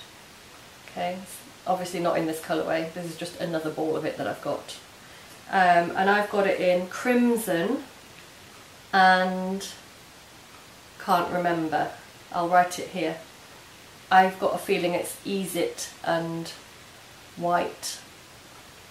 It's like a marled colour. You might have noticed that one of them is being held double and the other one isn't. My mistake when ordering. I meant to order the DK weight because the pattern is written for a DK weight mitten.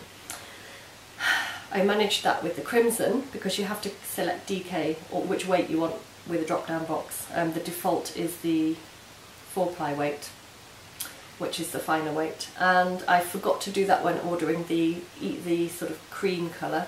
So I got 2 skeins of double knit in this and 2 skeins of 4-ply weight in this colour. So I just basically caked the 2 skeins together. Possibly it's made a slightly thicker than double knit weight, but what was I going to do? I just wanted to cast them on. So obviously for my next pair of mittens I'll be a bit more careful about what I'm ordering. So I'm loving using this yarn. It's beautiful yarn. The colour choices are amazing. I'm tempted to use Jameson's for all of the mittens in the Selby Mitten Club. However, I've been seeing some really beautiful yarns being used as well by some of the other knitters, and I think part of being in that club is going to be a really good opportunity to try out some of the different brands of yarn that I've never tried before, and they're rustic yarns as well, which I'm really enjoying working with. So I think my next pair I would love to use like a mustard colour, because I've got this thing about mustard at the moment. So I don't know, we'll watch this space for the next pair, but I'll just show you these again, or this one again. Hopefully the next time I show you I'll have a finished pair of Selbu mittens, and possibly even have cast on the second pair, because I'm a bit behind in the club. I was a bit late to the party. But I think I'm making really good progress on those. I really love them. I'm really enjoying doing colour work, and I forgot to say that I'm doing them on 3.75mm Clover DPNs. So that's those. Got them from my local yarn shop. I've been going there for needles as well, because since we started the knitting group and people are coming in and watching podcasts and wanting all these different things, Yarnat has started to stock a bit of a wider range of needles and things as well, so that's really good. So my first port of call when I want a new knitting needle is always to check. I text her to see if she's got it in stock, and then I can pop down and get it from her first before I have a look at ordering it on the internet. I've got a hat. Gosh, I've been talking for so long. We'll just check if it's recording.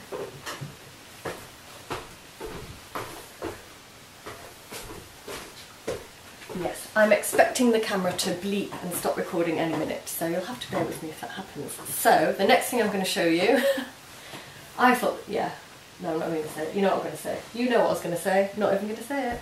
Okay, so the next thing I'm going to show you is my finished hat. Oh, I love it so much. I've been wanting to knit this for well over a year. I think it's been out that long anyway. This pattern's been out for at least, I'd say, about a year. Melody, the lovely Melody of the of Mandarin's podcast. This is one of her designs, and it's the Woodsy. And oh, I love these trees. I just want to knit these trees forever. I've got the treehouse hat, and I've got the treehouse mittens that I've showed you previously on the podcast. And the same tree, although a taller version, is featured in this beautiful pattern called the Woodsy. And I've knit two versions. I was only going to show you one, but I think I'll show you the other version as well, because it's so beautiful, but you'll see why. I'm considering whether to alter the top of it, but I'll show you that in a second. So the first one, it's got a crazy size pom-pom on top. I'll show you it first like this. It's an absolutely giant pom-pom, but let's just concentrate on the beautifulness of the hat. First of all, let's not let the pom-pom steal the show. Oh, this yarn is so soft. Am I showing you a tree? Yes, so it's got this beautiful tree motif, and then this lovely eyelet pattern work down the side. To me, I see that as being sort of falling leaves, or even snow. But I think because it's autumn and it's called Woodsy, I'm seeing them as being the leaves falling, and that's what's happening outside the window as we speak.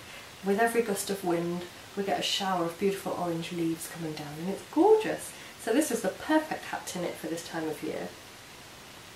I can hear Charlie walking around downstairs at the bottom of the stairs. Oh, she's probably wondering what I'm doing. I'll probably go and check on her in a minute.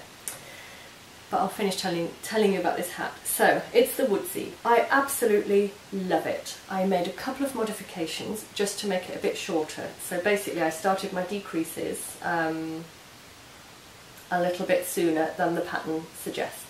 I sort of made it up as I went along in terms of the decreases. I started making notes on my pattern, and then I sort of stopped making notes but carried on with my modification. So basically I've made this so that it fits kind of on my head rather than being a slouchy hat, because that suits me better than a slouchy hat. And also I think if I'd have made it a slouchy hat and still put this pom-pom on, the pom-pom would just pull the hat straight off my head, I think, because it's such a heavy pom-pom. The pattern does not suggest a pom-pom this big. I've put a ridiculously large pom-pom, sort of by accident, but I do kind of love it. I'll show you it on. So, do you know what? I can't show you it on because I've got my hair all pinned up and it took me ages to do it. I never have my hair neat and I've done it sort of halfway neat. Damn. Anyway, I can show you the other one, which you'll see why in a minute. I might put a picture in here of me wearing it.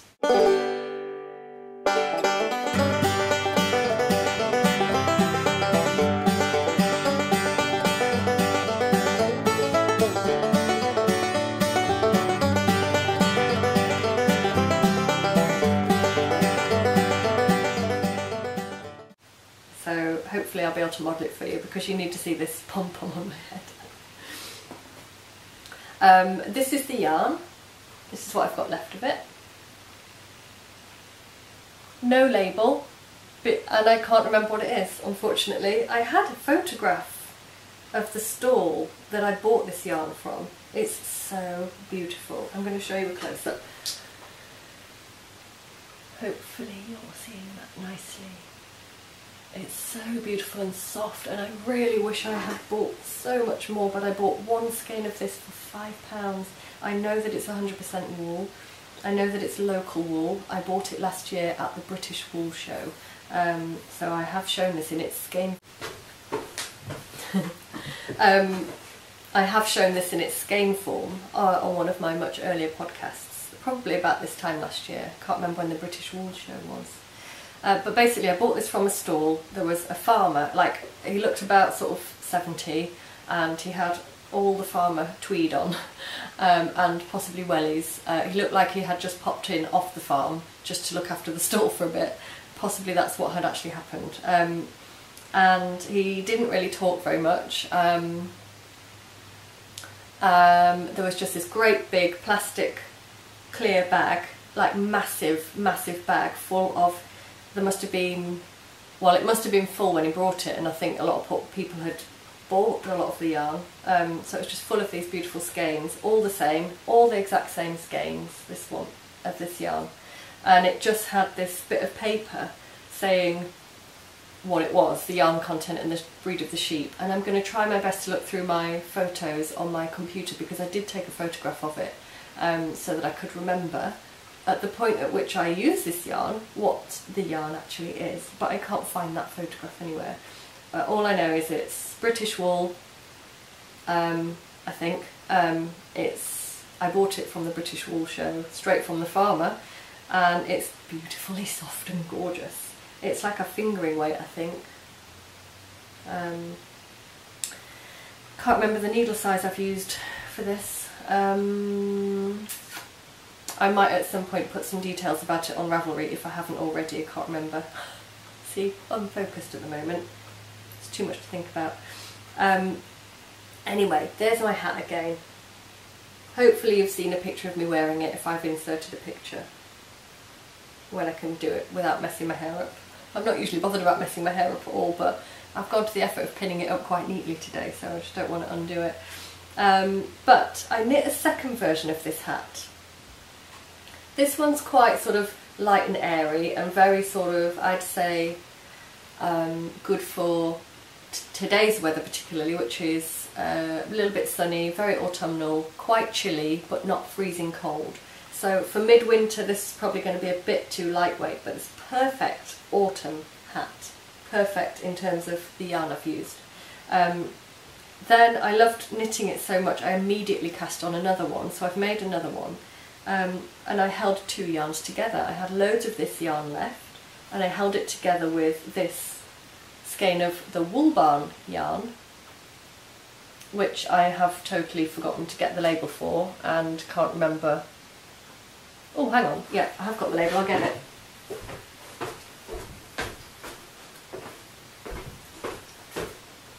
Gosh, that was lucky, that was on my shelf. So this one, this beautiful yarn here, it's a tweedy one, is the Wool Barn. I'm sure everybody knows about the Wool Barn. It's tweed sock, 4-ply fingering weight, 85% superwash merino, 15% Donegal nap, and it's in the colourway Cozy. I wasn't sure what I was going to actually make with this. I got this for my birthday, not the one I've just had but the one before that, so about 1.5 years ago. Avion bought it for me, like, as in he gave me his credit card, not credit card, his money card thing. It's not a credit card. What do you call it? Debit card? Anyway. And I chose it. But then didn't really know what I was going to use with it. But it's the perfect partner. I've held it double with this beautiful yarn, grey yarn, and made another woodsy hat. And it's produced a really beautiful, soft, bouncy, dense, absolutely luxuriously gorgeous fabric. But I've knit it without the top, purposefully. I saw on one of the project pages for the woodsy hat somebody hadn't done the same thing, and it's something I've been considering for a long time, because I wear my hair like this a lot, not as neat as this usually. Don't even think this is that neat actually, but for me this is neat. Anyway, that's a different story. I just bundle my hair up in a big knot every day. I try to wear it down sometimes, but it just gets on my nerves, and I end up just doing that and putting it into a messy top knot.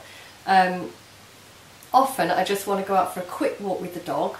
I don't want to have to take my hair down to put a hat on. I hate wearing a hat over the top knot thing. It's just uncomfortable and the hat doesn't come down far enough. So I decided to experiment by making myself a hat with an open top, so that my top knot can go through the hole. I don't know if that's a bit bonkers, but I think it's going to work for me. I might try it later when me and Charlie go for our next walk. But as you can see, the fabric that I've got with this lovely combination of yarns is beautiful. Hopefully there's no mistakes there. I might have made a couple of mistakes in this one, just through lack of concentration, but I did my best not to, because it's such a beautiful pattern. Also, the other modification on both of these hats is the rim. On the actual pattern, which I don't have a picture here to show you, it's a folded brim and it's a bit longer, but I've just done a single brim, and I used a different cast on. I used the tubular cast on, which I'm really proud of. It's a really neat, beautiful cast on edge. I'll fold it and then you might be able to see it really well. I'm really proud of that. I hope you can see it. Shall I put this on? Okay, I'm gonna put it on and see. I might look really silly. The thing is, nobody's going to see me wearing this. It's really very functional, although I would like to show it off because it's so beautiful. Probably will actually wear it in public because I don't really care. I'll just put it on for you and see. I'm just going to look in the mirror so I get this right. I might cut and then come back with it on.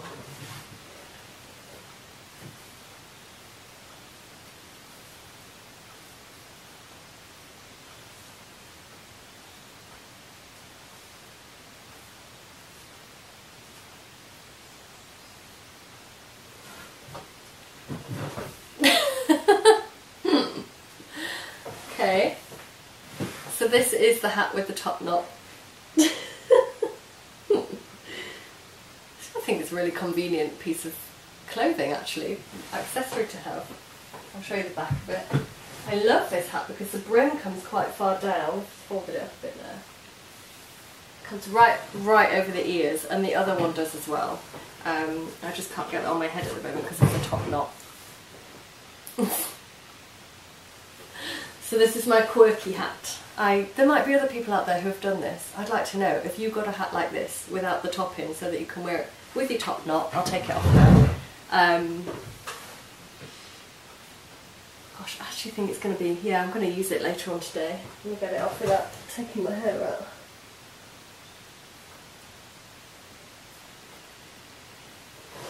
out. Okay, survived that. I think the hair survived it. I just don't want to have to redo my hair. I never go on about my hair, do I? Anyway, so that's that version, and I love all the tweedy bits that come through. It's really beautiful. I would, if I had loads more of this. I love the combination of these two yarns. It's like magic happened. It's like I just got these two random skeins that I didn't know what I was going to do with, singularly. And then I did that with them, put them together, and it was like an absolute sort of just magic happened. And I want a jumper out of this, but I don't know if I'll ever be able to get, well, I probably could get hold of the Wool Barn one again.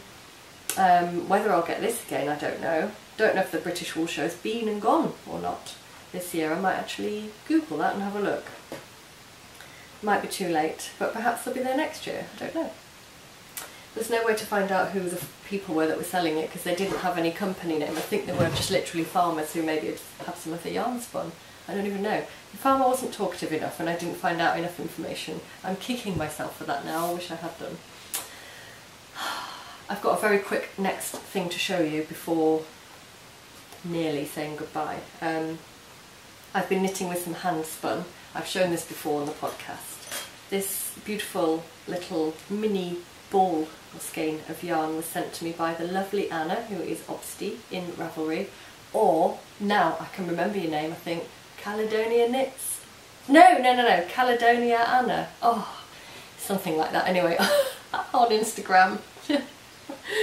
I know what you look like on Instagram now, Anna, so that's good. Anyway, this is her lovely hand spun. I've shown it before, but I'll just give you a quick glimpse of it again. There's only about, well, this isn't the full skein, obviously, mini skein, because I've been knitting, and it's a work in progress, as you'll see, because her sleeves need to be finished and the neckline needs to be finished, but I've been knitting a new doll jumper. I'll do that in the hope that it will focus. So there's a nice little close-up.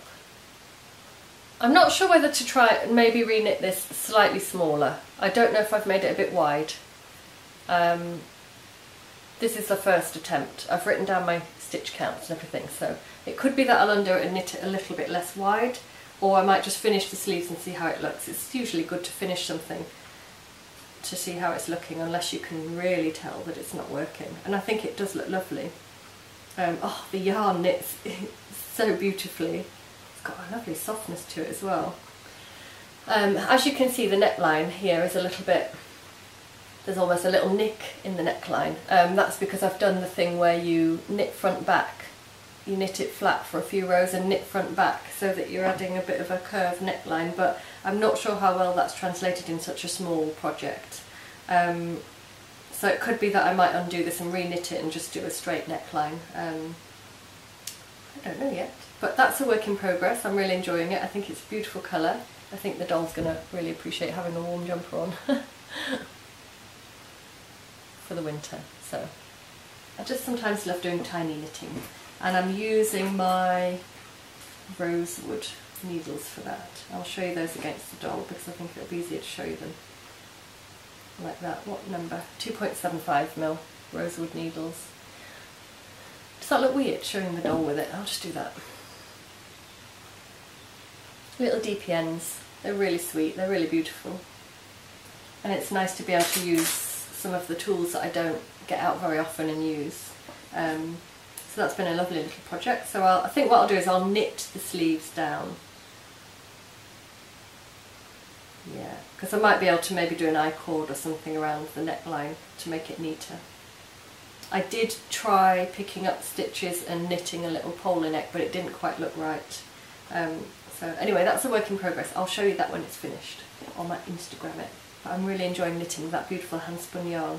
Oh, it's gorgeous.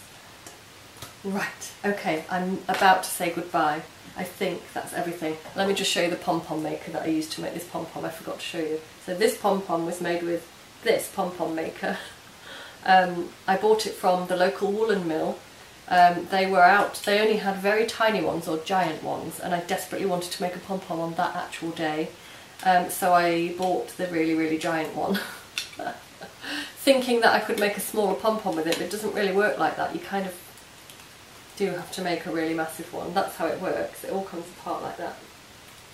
So you wrap your yarn around this side lots and lots of times, and then you wrap your yarn around this side lots and lots of times, and then you put it all together like that. It clicks together. Then you tie your yarn down the grooves there to secure it all, and then you cut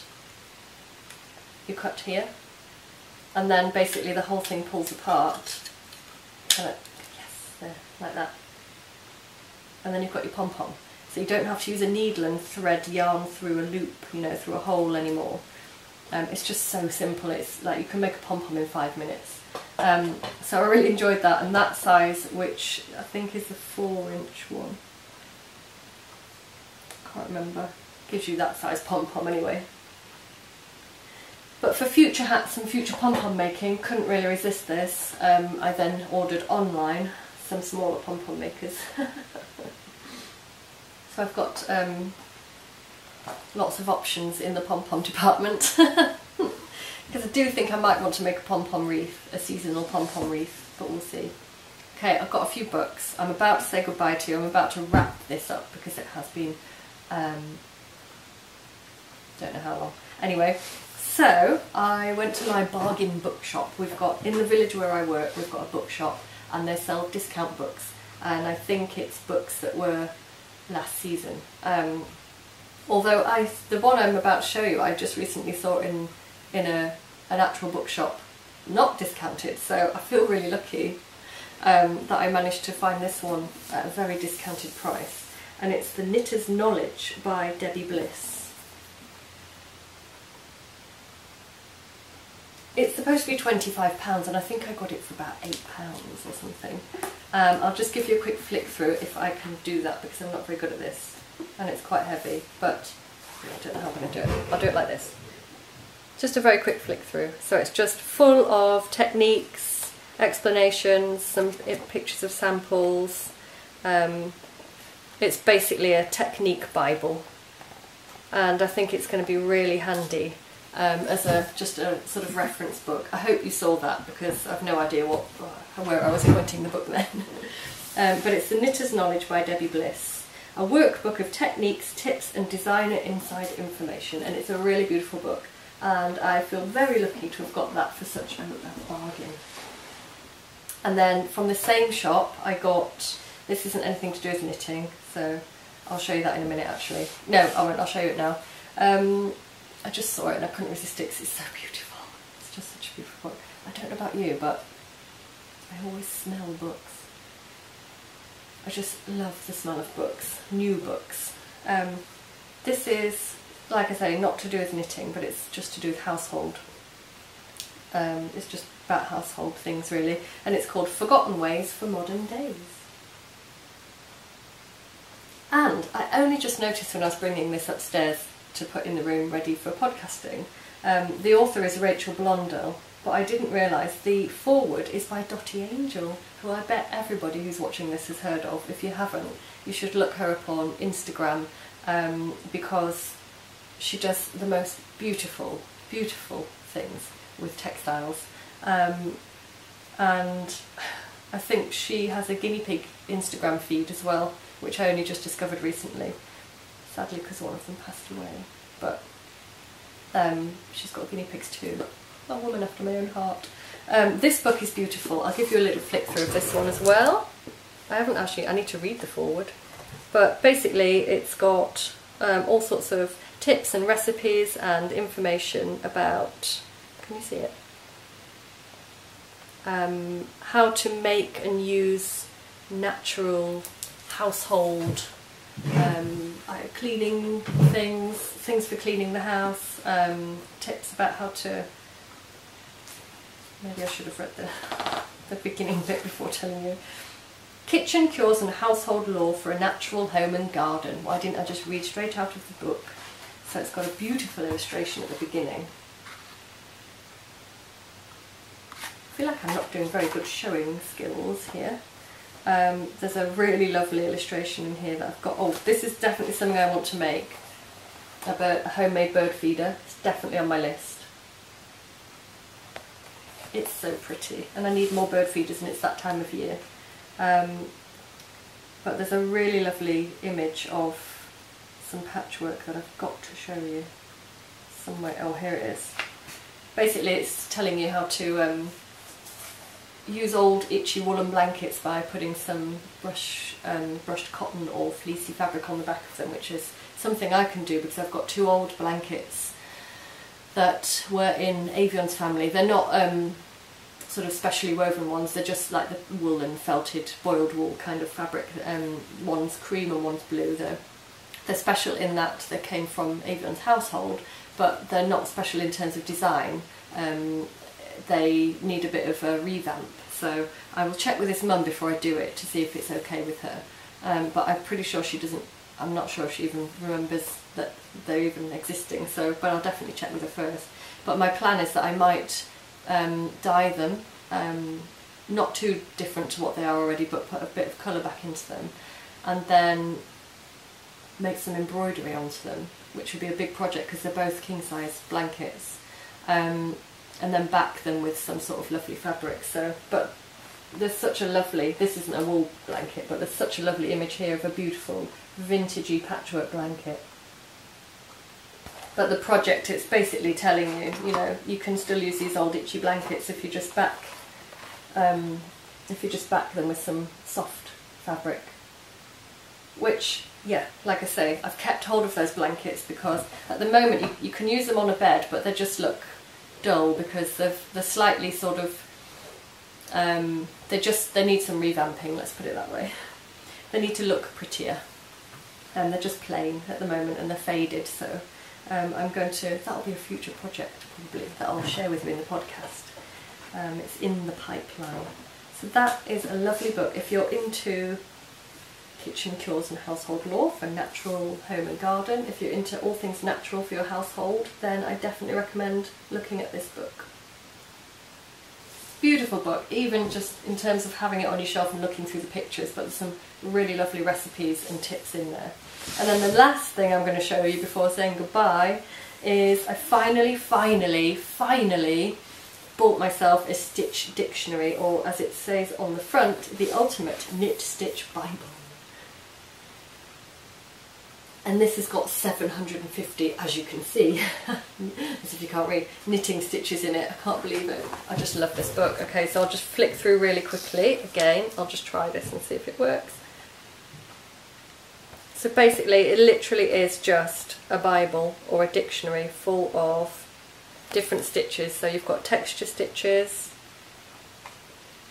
all kinds of texture stitches is really hard to say, loads of different cables. I'm definitely going to be referencing this book, some lace knits, and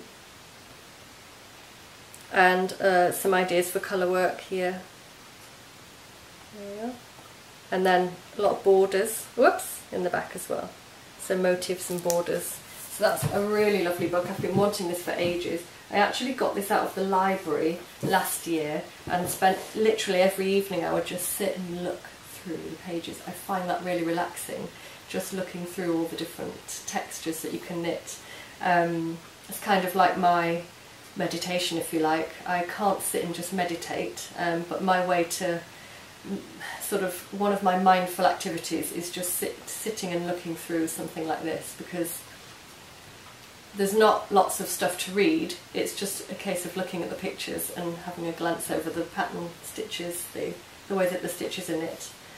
I just find it really mindful and relaxing, and of course it's going to be really useful for me because, as I said, I'm going to be knitting something cabley with this beautiful, beautiful brushwork. Oh, I'll talk more about the brushwork. I've already talked about it because I did a review in my last episode, but you'll be seeing more of the brushwork obviously in a near future episode, because I'll be knitting something lovely with that yarn.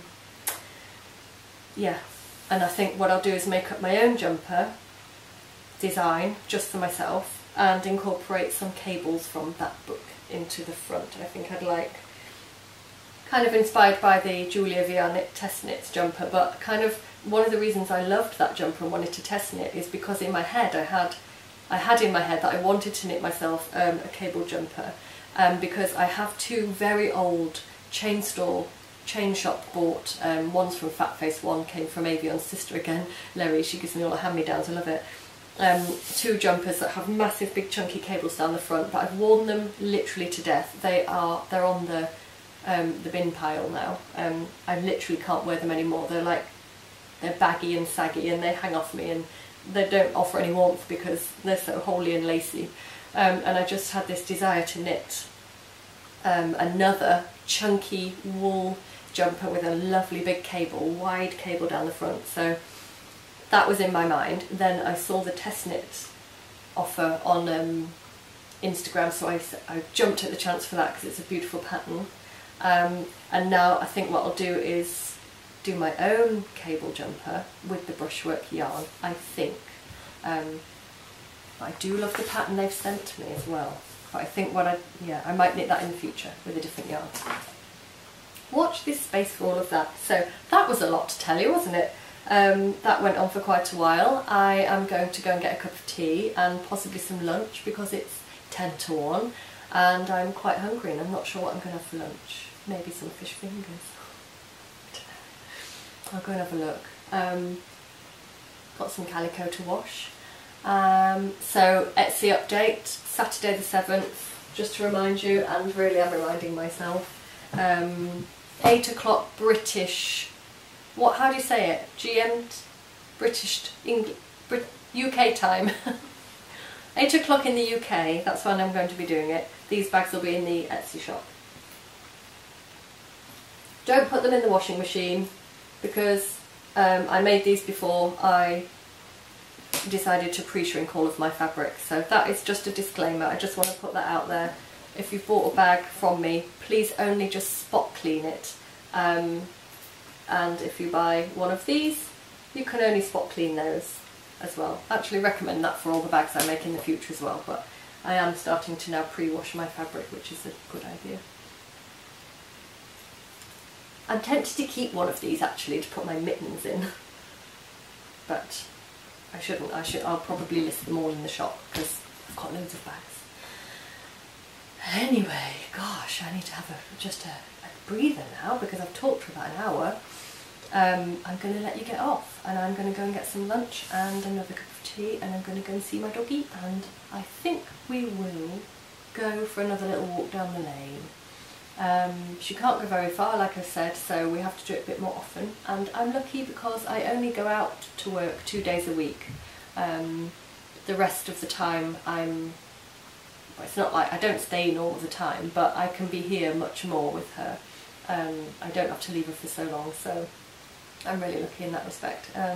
So I think I'll go and take Charlie for a quick walk, then we'll get some lunch, and then I don't know what I'm going to do. Maybe some knitting, perhaps a little bit of editing of the podcast. Maybe looking through my Stitch Bible to see what I'm going to make next with my black yarn, brushwork yarn. Okay, so wishing you all a lovely week ahead, or possibly a few weeks, who knows when it will be, till my next podcast, hopefully not very long. Wishing you some sunshine, wishing you all some beautiful autumn weather if you're in the northern hemisphere, and wishing you some lovely knitting, and hoping that you'll join me for the next podcast episode in a few weeks' time probably. Thank you very much for watching, and I'll see you again next time. Bye.